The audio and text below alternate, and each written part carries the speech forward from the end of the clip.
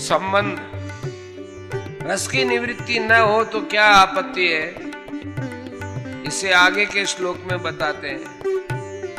यततो इहपि कौन्तेय पुरुषस्य विपश्चितः इंद्रियाणि प्रमाथीनि हरन्ति प्रसभं मनः। कारण कि हे कुंती नंदन,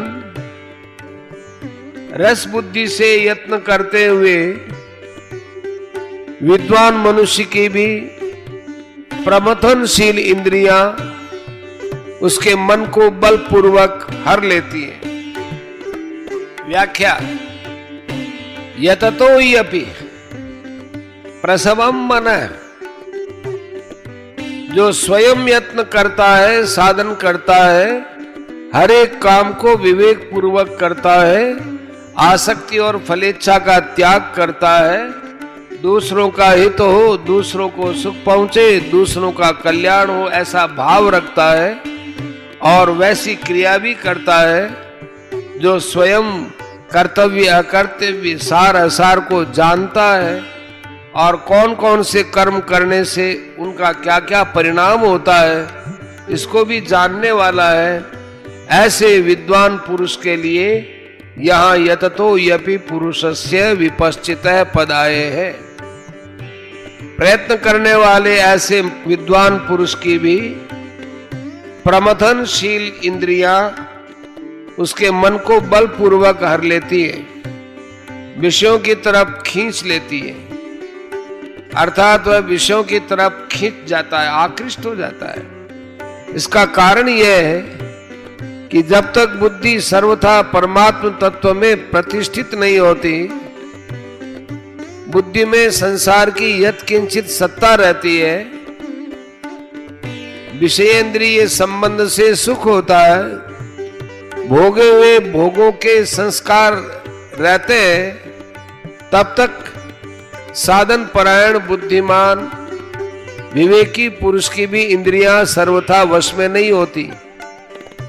इंद्रियों के विषय सामने आने पर भोगे हुए भोगों के संस्कारों के कारण इंद्रियां मन बुद्धि को जबरदस्ती विषयों की तरफ खींच ले जाती हैं और अनेक ऐसे ऋषियों के उदाहरण भी आते हैं जो विषयों के सामने आने पर विचलित हो गए।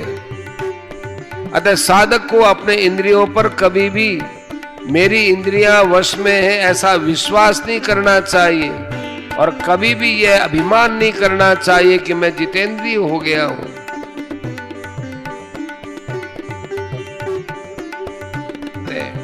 तानि सर्वाणि संयम्य युक्त आसीत मत्परः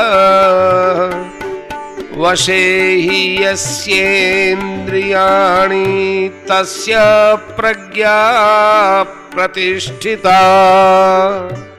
कर्मयोगी साधक उन संपूर्ण इंद्रियों को वश में करके मेरे परायण होकर बैठे, क्योंकि जिसकी इंद्रियां वश में है उसकी बुद्धि स्थिर है। व्याख्या, तानि सर्वाणि संयम्य युक्त आसीत मत्परः, जो बलपूर्वक मन का हरण करने वाली इंद्रियां हैं, उन सब को वश में करके अर्थात सजगता पूर्वक उनको कभी भी विषयों में विचलित न होने देकर स्वयं मेरे परायण हो जाए। तात्पर्य यह हुआ कि जब साधक इंद्रियों को वश में करता है तब उसमें अपने बल का अभिमान रहता है कि मैंने इंद्रियों को अपने वश में किया है। यह अभिमान साधक को उन्नत नहीं होने देता और उसे भगवान से विमुख करा देता है।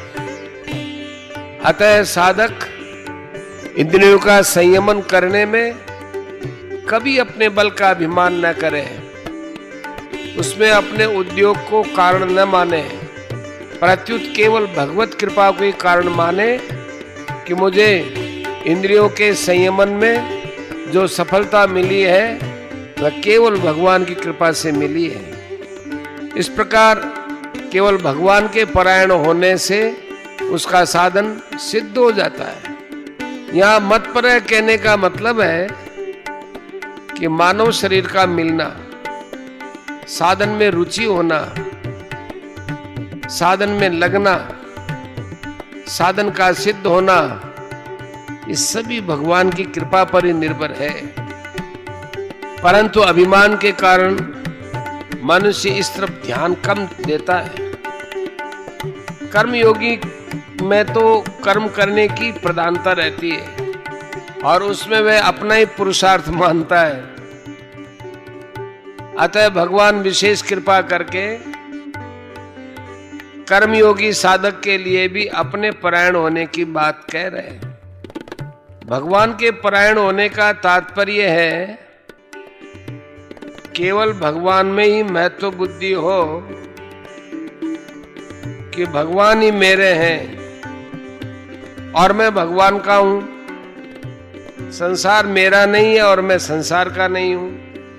कारण है कि भगवान ही हरदम मेरे साथ रहते हैं, संसार मेरे साथ रहता ही नहीं। इस प्रकार साधक का मैंपन केवल भगवान में ही लगा रहे। कर्मयोग का प्रकरण होने से यहाँ भगवान को कर्मयोग के अनुसार उपाय बताना चाहिए था, परंतु गीता का अध्ययन करने से ऐसा मालूम देता है कि साधन की सफलता में केवल भगवत परायणता ही कारण है। अतः गीता में भगवत परायणता की बहुत महिमा गाई हुई है। जैसे जितने भी योगी हैं उन सब योगियों में श्रद्धा प्रेम पूर्वक मेरे परायण होकर मेरा भजन करने वाला श्रेष्ठ है। छठे अध्याय का 47वां श्लोक इत्यादि इत्यादि। वशे यस्य इंद्रियाणि तस्य प्रज्ञा प्रतिष्ठिता। पहले 59वें श्लोक में भगवान ने ये कहा कि इंद्रियों का विषयों से संबंध विच्छेद होने पर भी स्थित प्रज्ञता नहीं होती, और इस श्लोक में कहते हैं कि जिसकी इंद्रियां वश में है वो स्थित प्रज्ञ है। इसका तात्पर्य यह है कि वहां 59वें श्लोक में इंद्रियों का विषयों से संबंध विच्छेद होने पर भी भीतर में रस बुद्धि पड़ी रहती है, अतः इंद्रियां वश में नहीं है। परंतु यहाँ स्थित प्रज्ञ पुरुष की इंद्रियां वश में है और उसकी रस बुद्धि निवृत्त हो गई है। इसलिए यह नियम नहीं है कि इंद्रियों का विषयों से संबंध विच्छेद होने पर वह स्थित प्रज्ञ हो ही जाएगा, क्योंकि उसमें रस बुद्धि रह सकती है। परंतु यह नियम है कि स्थित प्रज्ञ होने से इंद्रियां वश में हो ही जाएंगी। परिशिष्ट भाव। कर्मयोग के साधक के लिए भी भगवान ने मतपरय पद से अपने परायण होने की बात कही है। यह भक्ति की विशेषता है, कारण कि भगवान के परायण हुए बिना इंद्रियों का सर्वथा वश में होना कठिन है। कर्मयोग में त्याग है और त्याग से शांति और सुख मिलता है, परंतु ये प्राप्ति का सुख नहीं, प्रत्युत दुख मिटने का सुख है। जबकि भक्ति में प्राप्ति का सुख मिलता है। अतः भक्ति का माने प्रेम का सुख मिले बिना इंद्रियां सर्वथा वश में नहीं होती। दूसरी बात, कर्मयोग में तो अत्यंत वैराग्य होने पर इंद्रियां वश में होती हैं, पर भक्ति में भगवान के परायण होने से थोड़े वैराग्य से भी इंद्रियां सुगमता से वश में हो जाती है। इसलिए भगवान ने मतपरय पद